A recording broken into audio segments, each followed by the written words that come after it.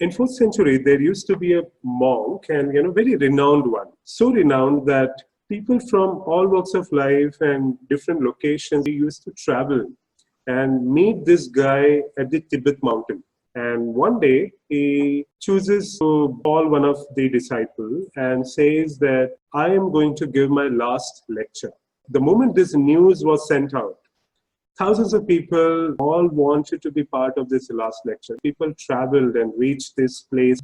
That day arrives, and then with peaceful eyes, looking at everybody, he comes, he reaches his spot, he goes on his knees and bows down to the entire audience, bows down for the second time. When he bows down for the third time, he stays there. 5 minutes pass by, and he's still there, and people are getting more curious. Slowly, people start noticing the monk is crying. And after some time, he comes back to his sitting posture.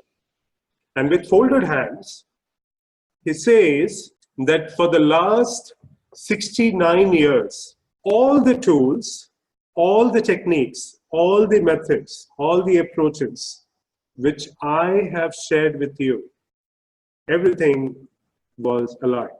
Now, my question to you is that imagine you are one person who is part of that. What will come in your mind? What will be your immediate reactions to this? What happened, like the story says, is that there were 3 kinds of people. The first were the people who immediately reacted, and they started throwing statements like, this guy is a cheat. Now, there is this second kind of group. They create a smaller groups, people talking to each other. So they are just, discussing among their own selves. And there were this third kind of people trying to comprehend and trying to see that maybe today also we are going to learn something from this. So after a couple of hours where the monk is continued to cry and a lot of people have left, and there is a small group who remains, and they slowly make a move towards the monk and they inquire with him. They say that, we know you for so many years. What is that one lesson you're trying to teach us? And the master says, dear children, you're not understanding that I've been playing with your minds. Whatever, I was saying was rubbish. And still you're coming and, still finding a solace, even in that particular word. And the people finally come to this point and they say, okay, let's say you've been cheating us for all this while. Tell us one thing. Why is it that every time we come to you, there is a certain kind of peace we find in your presence, which we don't find on our own? There has to be something which you know very dearly, and we are still away from that truth. What is that one truth? And in that particular moment, the master smiles and he says this: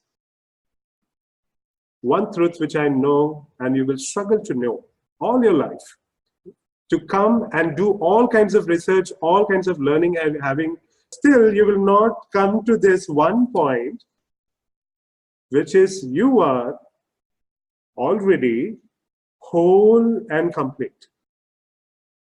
I want you to think about this.